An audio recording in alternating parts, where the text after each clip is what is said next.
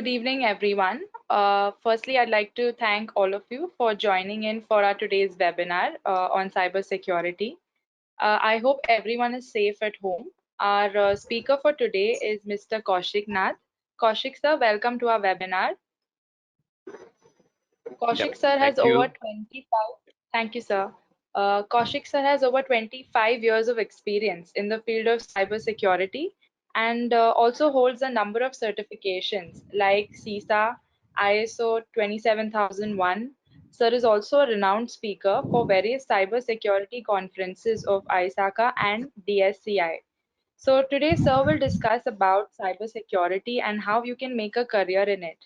So once again, welcome, sir, for the webinar. Over to you, sir.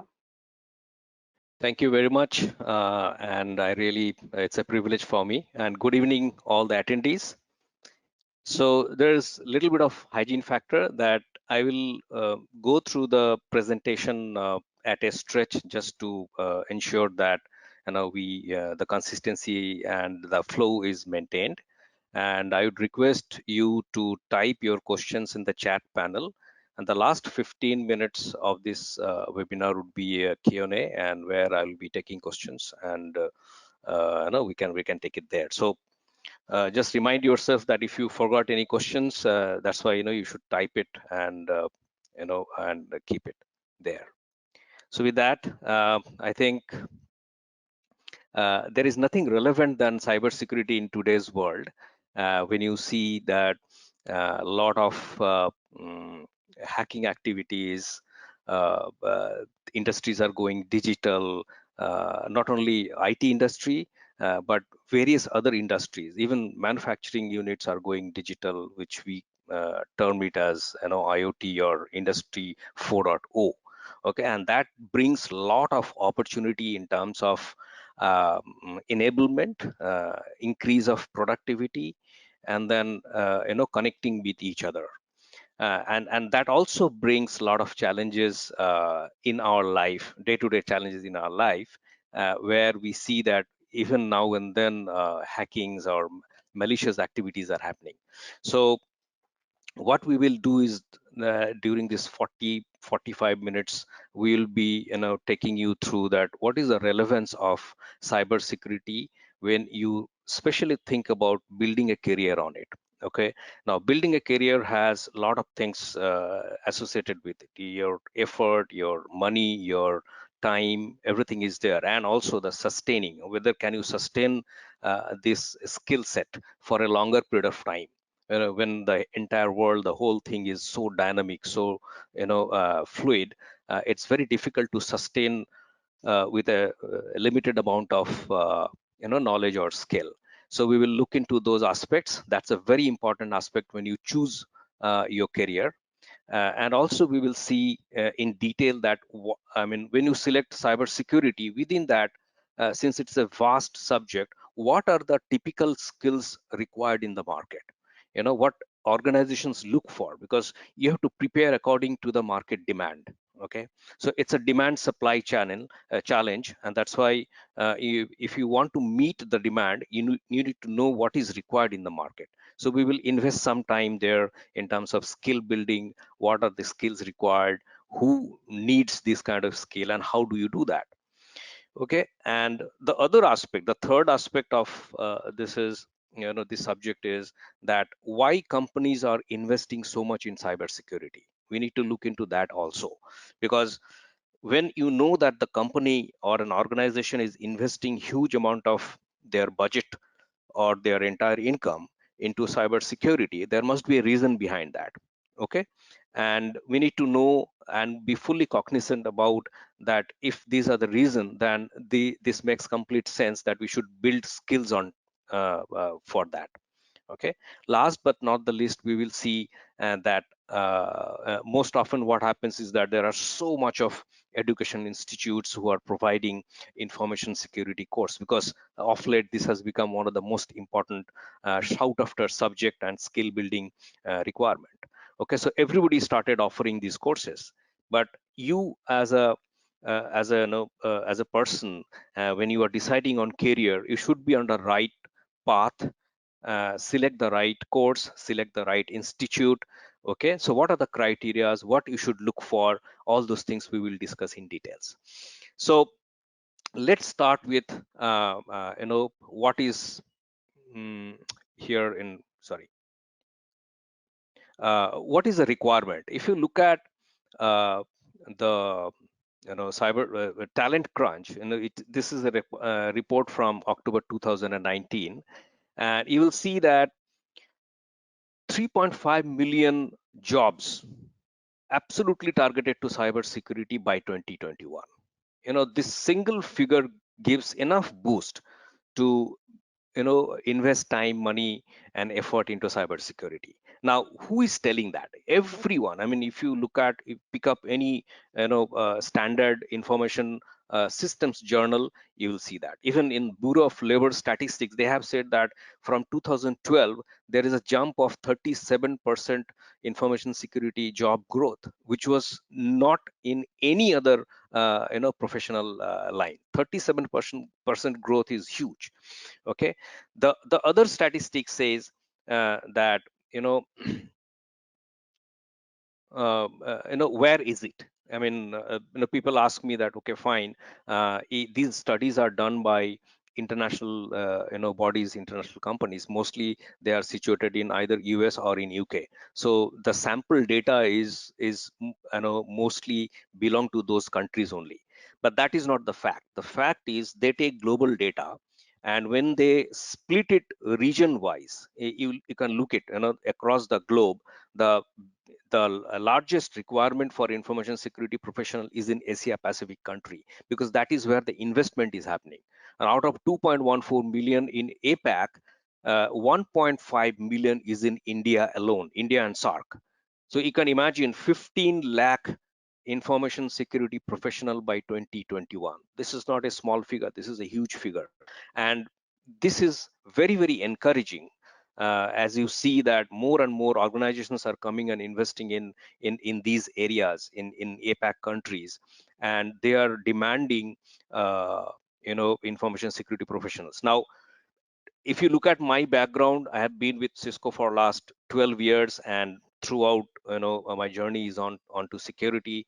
My primary job is to deliver SOC projects, that is Security Operations Center projects, incidents management, red teaming projects across APJ. Now, when I go to any customers in APJ where I delivered these projects, I see that the first and the primary challenge they say is the resource, that is the lack of skills.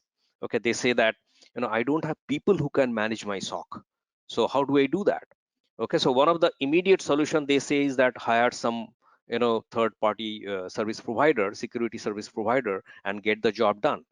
Okay, and that's how they are doing it. But not every organization can do it. For an example, say bank. Okay, bank has a clear mandate that you cannot outsource your security management to third party. You can take devices, you can take few services here and there time to time, but for a long period of time you cannot outsource them, because bank manages very, very critical, very confidential information source. Okay, so if you look at our own country RBI guideline, there is a clear mandate that you cannot take third party, you can buy third party products, solutions, but you cannot keep third party resources to manage your SOC for a long time, or security service providers for a long time. Okay, so that pushes what? That pushes bank to hire more and more information security professional. Same with defense people, same with research and development projects, same with government. Okay, everybody is going into a large scale investment in information security solutions, products, infrastructure. But the biggest challenge is still is the lack of skilled professionals. As you can see, this statistics show that 30% of the respondent, they say that this is their biggest pain point. Okay, now let's move into some other area where what is the qualification basically they look for. If you look at, this is a list of probable area which is required skill for a person to deliver the job. Okay, you can see 49%, if you remove that first part, which is the work experience part, I'm assuming that I'm addressing those who are not into any kind of job right now. You're looking for building a career option with a cyber security. So assuming that, the second the second option is that knowledge of advanced cybersecurity concepts. So one of the big thing what I feel is that people are, when they are coming from various institutes to do a perform a job, one thing clearly they lack is the conceptual clarity. They might have read some book, some attended some lectures, done some hands-on, so on and so forth, but clarity is not there. Okay, so what is required is that conceptual clarity. That is very, very important. Your fundamentals should be absolutely perfect. Okay, the second thing is that some kind of certification, because see, I mean, when you are hitting the market after the schools or colleges, I mean, even if you know the subject, probably someone authentic in the market should certify you, saying that okay, fine, this X knows this much. Okay, and when I see a person with CISP certification, I can easily assume that this person should be knowing A, B, C, D of information security. That clarity, everyone wants. Or I mean, compared to anybody who is hitting the market not having any certification, it's very difficult to guess or assume or assess that person's knowledge level with a short interview. Even if it runs for hour, a couple of hours, it's very difficult to understand. The third thing is that knowledge of basic cyber security concept. As I said, that fundamentals should be very, very clear. And the next is that regulatory policies. These are very important because compliance is a huge requirement, and it is increasing day by day. Earlier GDPR was not there. Now GDPR has been added. Okay, so there will be more things which will be added going forward, because information security is going to be everywhere. The way we work, the way we play, the way we learn, everywhere it will be there.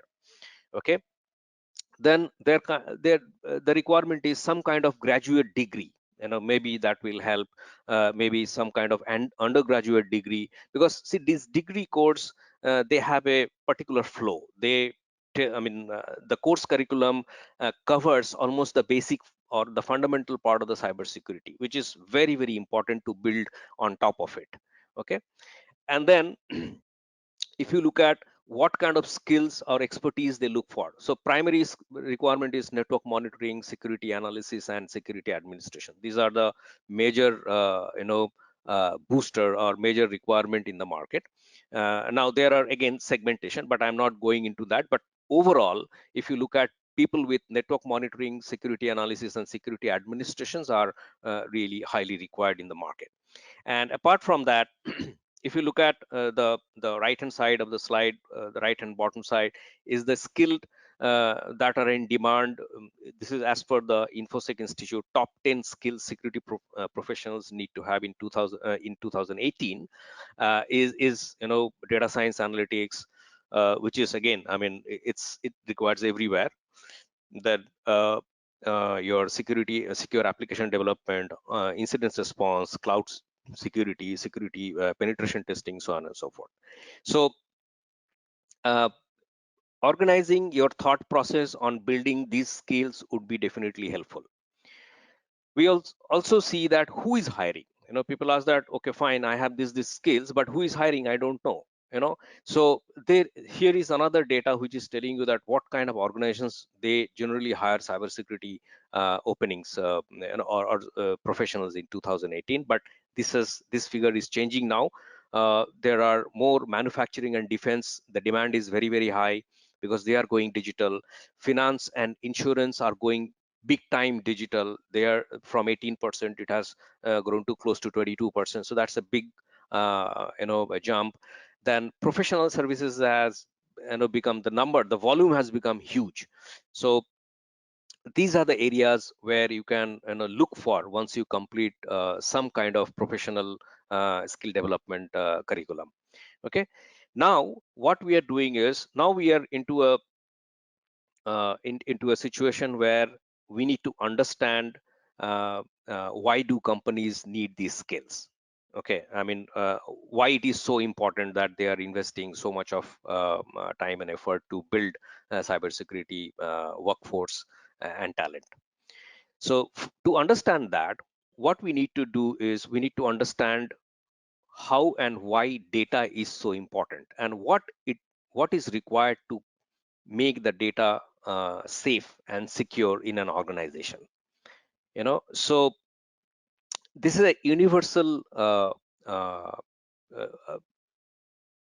concept of protecting your data using three angles. One is called confidentiality, second is integrity, and third is availability. Now let me just briefly describe what these are. And confidentiality means information which should be known to a person who is supposed to know it.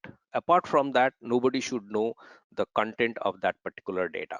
It is need to know basis, and you maintain that status of confidentiality throughout your data's life cycle. That means the moment you create the data and you process it, and then you use it, and then you store it, and maybe eventually you are destroying it. So from source to the destination, that is destroying the data, the confidentiality chain has to be maintained.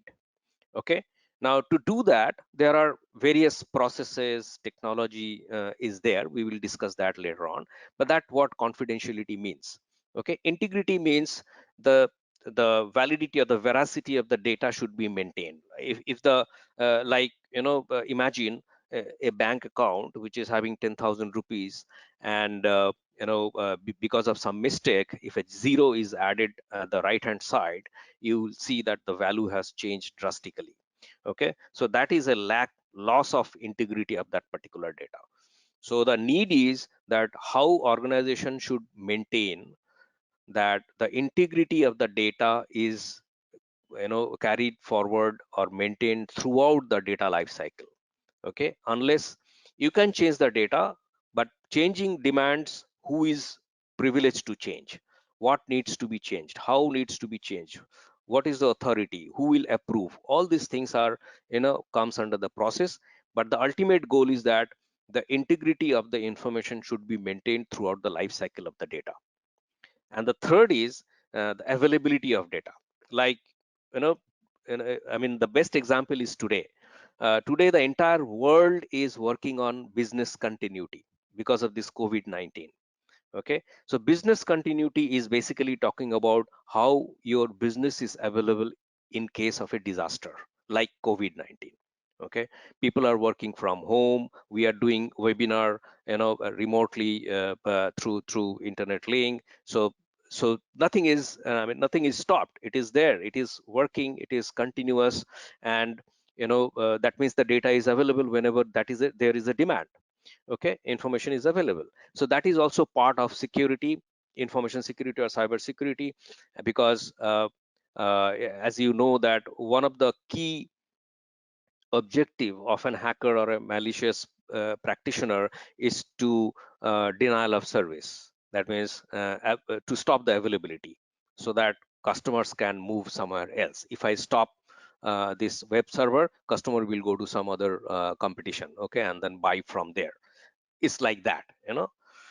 So with this fundamental knowledge, let us now look into that how this is done, and what are the opportunities, scope, what is the ultimate goal which is there, which organizations are trying to maintain.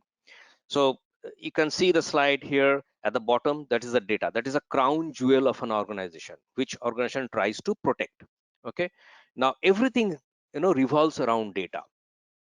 If you look at uh, uh, you know as I mentioned, confidentiality, integrity, and availability is the main building blocks of data protection, okay, or cyber security, you can say. Okay, and that is the ultimate goal of an organization. But how this ultimate goal is achieved? Okay, who does it? So for that, organization brings three components. people, process, and technology. These are the three components that is introduced to build this entire infrastructure, which will provide confidentiality, integrity, and availability to the crown jewels. Okay, that is the whole game. Now, what people does, why people are at the top? Because they take decisions. Okay, in the process line, what they do is they create, manage, deploy, improve, and discard different types of processes which is required to maintain confidentiality, integrity, and availability of the data. I have given some examples like, password process. Now, you need to develop a password process to ensure that people are logging in into the system using the right set of password, and then only they can be authorized to view something, to write something, to read something, and so on and so forth. Okay, that is how we maintain the confidentiality of the data. Okay, similarly, authentication process, similarly guest access process. Like in many organizations, they entertain guests to access internet from their office. Okay, so when you allow that, there has to be a policy which says that guests can access internet using the corporate network, but they will be only accessing network internet, nothing else within the organization. So how do you do that, from a policy point of view? And at the same time, okay, it ensures, this processes ensures the compliance to various statutory and regulatory requirements. One of the famous information security standard is ISO 27001. Okay, and many organizations are following it. Similarly, risk management, similarly governance. Okay, so this is how the whole setup for information security or cyber security is built around people, process, technology to ensure CIA for the data. Okay, similarly on the other side, when you see technology, so people develop various technologies, they implement it, configure those technologies, troubleshoot it, fine tune it, and then the result, some of the examples are like firewall and IPS, data loss prevention technology, advanced malware protection technology. So these are all software, hardware, technologies in the form of various solutions. And then uh, what it leads to is, it leads to better visibility. Like, and I always say that if something is not visible, you cannot control it. Okay, so visibility has to come first, and then you can control, you can detect, you can prevent, and you can protect the information assets. So this is how the whole CIA is ensured throughout the organization. And now if I take this as a standard model and ask that, okay, fine, I understand the CIA, understand people, process, technology. Now tell me, where are the opportunities for for me to develop my skills? So let's see the opportunity in the process side of it. So you can develop your skills as a process manager, process management, or an auditor, information security auditor, or information security implementer. Like, we have ISO 27001 implementer, then we have GDPR or PIMS implementer, something like that. Okay, that could be a career option. The other career option could be a GRC professional. You are a risk manager, corporate risk management. You can go for PCI DSS or SOX or GDPR kind of professional area. So that is also very, very highly on demand.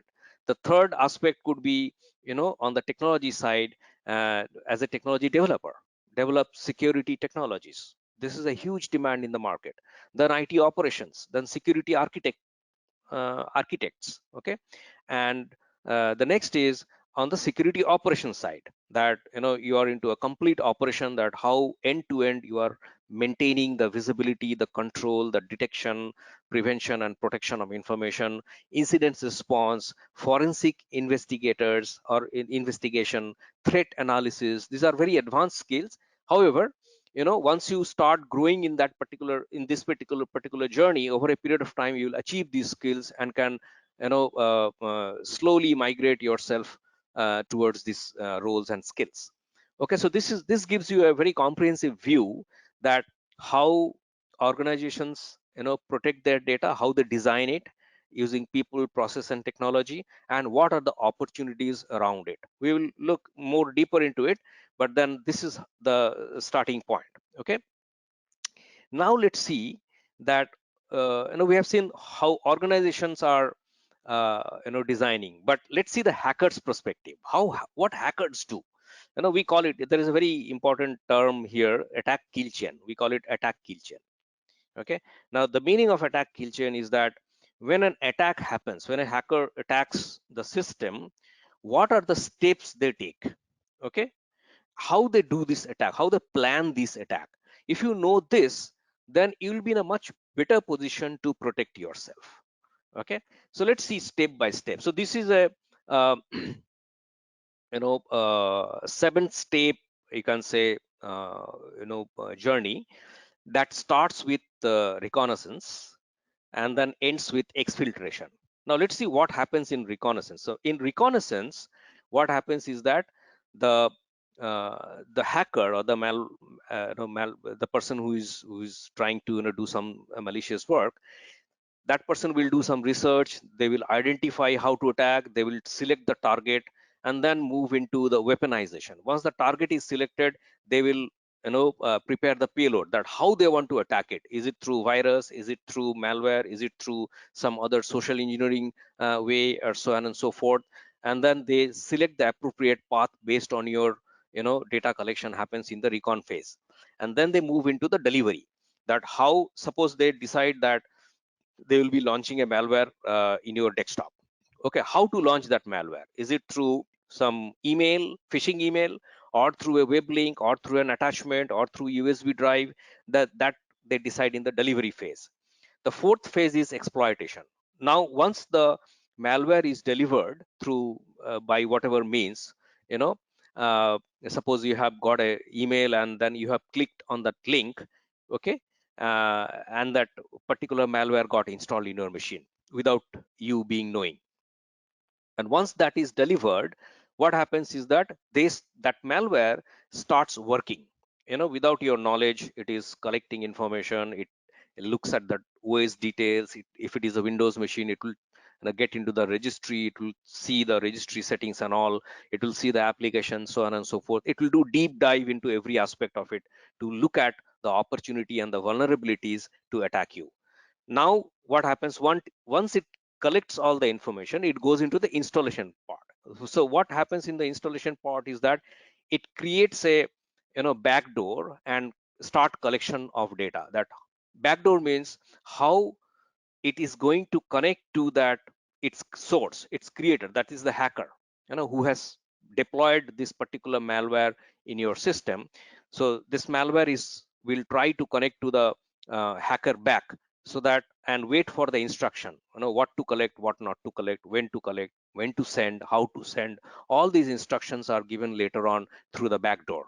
Okay, and that's where it is, once it gets all the information, it connects to the outside server for next action and update. And once it gets all the update from the command and control person, that is the actual hacker, it starts exfiltration. That means your data is now getting compromised. They are either stealing your data, copying your data from your desktop to their remote servers, or they are deleting or destroying your data or encrypting your data, like it happens in ransomware. Okay, so this is a very brief introduction to the attack kill chain. The reason I explain this to you, to understand the hacker's perspective, and to understand on the previous slide what organization is trying to do, so that you can match both of these and analyze within yourself that, okay, fine, I mean, if this is how attackers are attacking, then what I need to know. So that I'll explain in the next slide. Okay, so overall, what we say is this entire operation, that attack kill chain, is the attack continuum.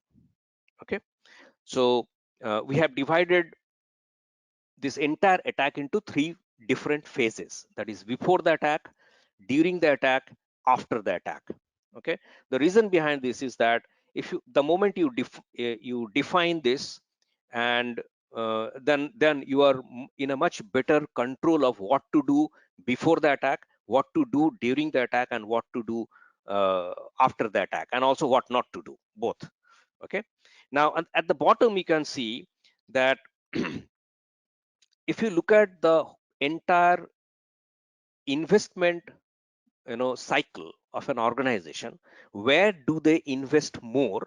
You will see that they invest more during the before phase. That means they take a preventive approach rather than a reactive approach. So why preventive? Because they don't, nobody wants to lose their data, right? That is their crown jewel, that is their business. So that's why you put all the preventive actions so that the data is never stolen. Now if it is stolen, then there are various checks and balances and controls through which you will be controlling that movement so that it doesn't propagate, it doesn't infect other machines. That happens during uh, in the during phase. And after phase is basically once the malware has already compromised you, that means you lost whatever data is there, and then you are doing some forensic investigation, you are engaging law enforcement agencies, you are going to court, and so on and so forth. It is already, the damage is already done. So when you are building your career, one of the important aspect is that what is going in the before phase, because that is the most important phase where companies are investing more. 75% of investment on people, process, and tools happens to manage the before aspect of it, because that is the important part. Okay, the training, planning, everything happens to ensure that we are preventing these events to happen.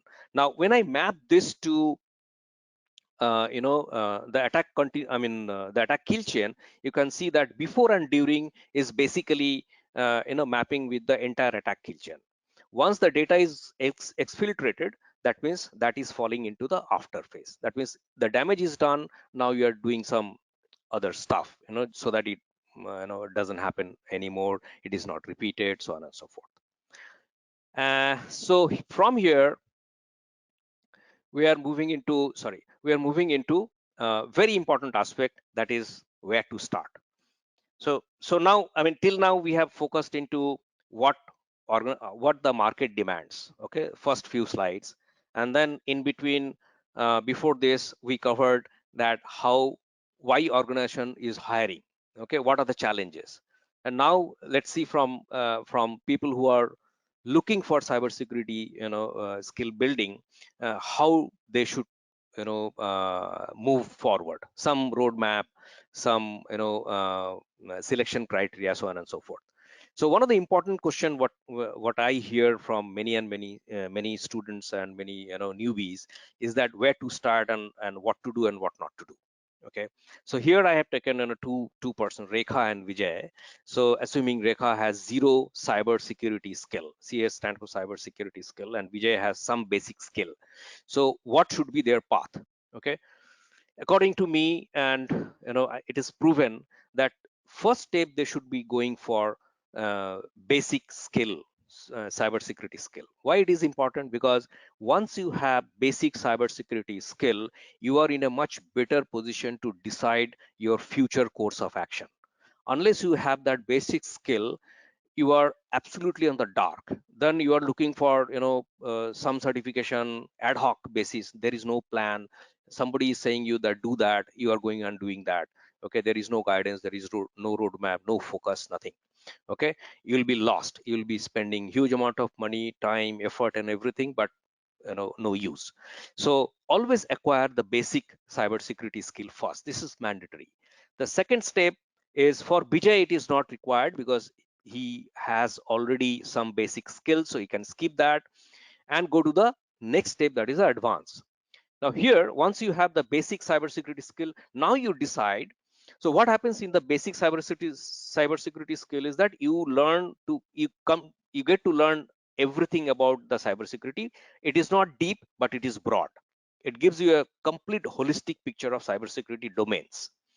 Once you know all the domains, Then you can invest time key whether I need to go into the compliance side, GRC side, or into the malware side, reverse engineering, malware analysis, threat hunting side, or you want to go to physical side, physical security, or you want to go into IoT security. This is a new field, okay, like that. So you decide on your field, and then the third step is that you build expertise on that. Okay, so these are the three very, very basic way to decide that how to select your cybersecurity learning path. And this has been so far very, very successful whoever I have recommended this. And generally, if you look at in other countries, they follow this path. Start with basic and then slowly build your skills as the market moves, because all the dynamics of advanced and expert also depends on that when you are hitting the market. Suppose today if you acquire the basic skill, and after 6 months you are planning for advance, then it after 6 months, whatever is relevant for the market in terms of technology, in terms of process, in terms of other things, it will give you a much better decision making capability to consider those things after 6 months and build on top of it, because it's always changing. Now the next, so I can give you a very snapshot of this one is that what we do in Cisco. So here is a sample screenshot of SOC analyst and incident responder, investigator, threat hunter, basic to expert level skill set mapping. You can see, right? Where we have listed the capability and the skills of a base tier 1 analyst, middle one is the intermediate tier 2 analyst, and right one is the advanced tier 3 threat hunter. Okay, what is the migration path? How do you move? What should be the capability? What are the courses available? Okay, on the middle part, middle row, you can see what are the courses available from SANS and from other institutes, and then what are the certifications for each of these tracks. Okay, so these are the guiding that we provide for whoever is looking for the career guidance, that how should you move, what are the skills required, what are the certifications available, trainings available, so on and so forth. And this is one, this we have all for all the domains, whatever is the domain. This is for IR and investigators and threat hunters. Okay, moving to the next is that one of the very, very important question that how do I select the right training institute, because everybody promotes that I am the best. Okay, and obviously, I mean, everybody is there to do business, but I can give you 6 basic guidelines, which will probably help you to identify the best or the right training institute for you. Okay, the first thing is that look at the course content. Okay, whether the course content matches with the current demand and the future demand, especially the future demand or not. Second is infrastructure, especially the lab infrastructure, whether they are providing the right lab with the right gears, latest gears, so on and so forth. What is the time of access? Do they give you remote access to the lab or not? So on and so forth. Then the faculty, very, very important aspect. With all due respect to all the faculties, what I have always seen that a mix of regular faculty and industry faculty always gives the best result. Okay, why? Because industry faculties are bringing the live hands-on exposure experiences which they can share with the students, and regular faculties can give you very good guidance on the lab, whatever is required, and also a lot of theoretical portions are also there. That is where you require regular faculties. Then what is the proportion of theory and hands-on lab ratio? How much lab, how much theory? Okay, normally what happens is that I always insist on more hands-on, that is 70% hands-on, 30% theory. That should be the criteria. Fifth is focus on niche skills. This is very important. See, uh, general base skills are available, there is no dearth of it, but niche skills are a little difficult to find out. So look for that, what kind of niche skills trainings are available with that institute. And then last but not least is the feedback. Take feedback from the existing student of that institute, talk to them, take feedback, and then make your decision. So this is a very generic guideline for selecting or assessing a particular institute or their course curriculum, okay, before you decide on where to admit and where not. And also, let me share some samples. So this is a sample from IMS and Praxis courseware and course curriculum. And look at, if you look at the left hand side, these are pretty basic, like email security is there, network, mobile, wireless. But look at these two items: IoT security and SOC foundation, security operations center. Very few institutes are giving training on this because the skills are not available. I mean, trainers are not available. IoT is a very hot subject in the market, but unfortunately there are very few people who work actually hands-on in this particular field. Okay, so anyone giving you IoT security, and look at the content, like you know uh, understanding the workflow of IoT ecosystem, IoT communication model, okay, IoT architectures, common protocols for IoT, use cases, okay, all these things are very, very new and very hot in the market.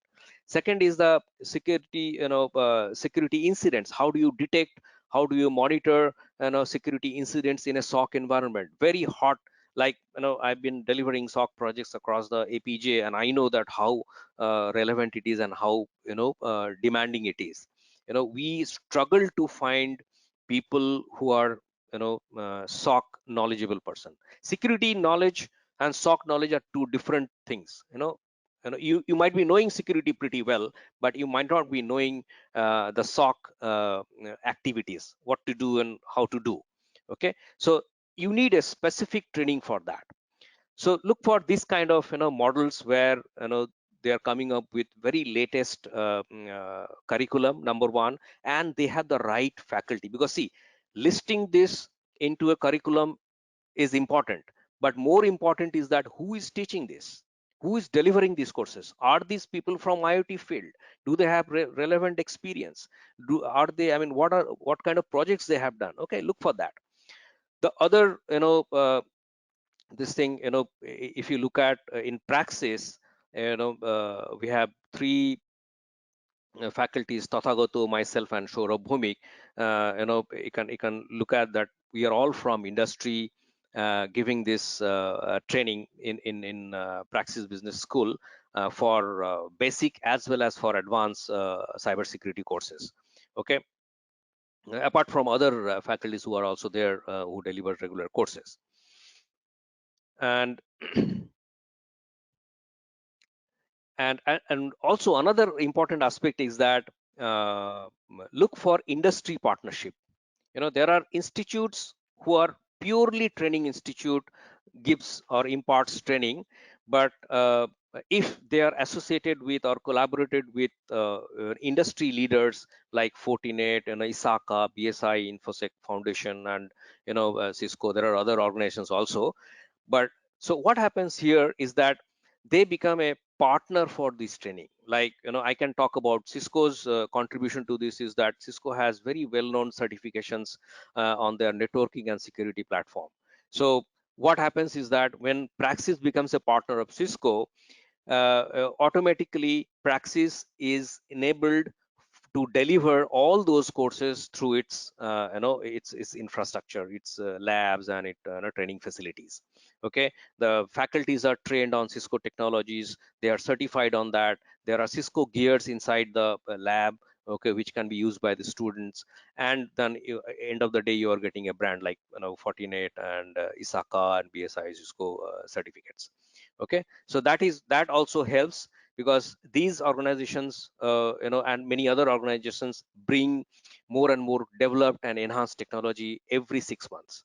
Okay, so once any institute, training institute, associates with a OEM or a big company, you can be rest assured that their curriculum would be updated every 6 months, if not early, but every 6 months there is a change. Okay, that's a good sign of a good training institute.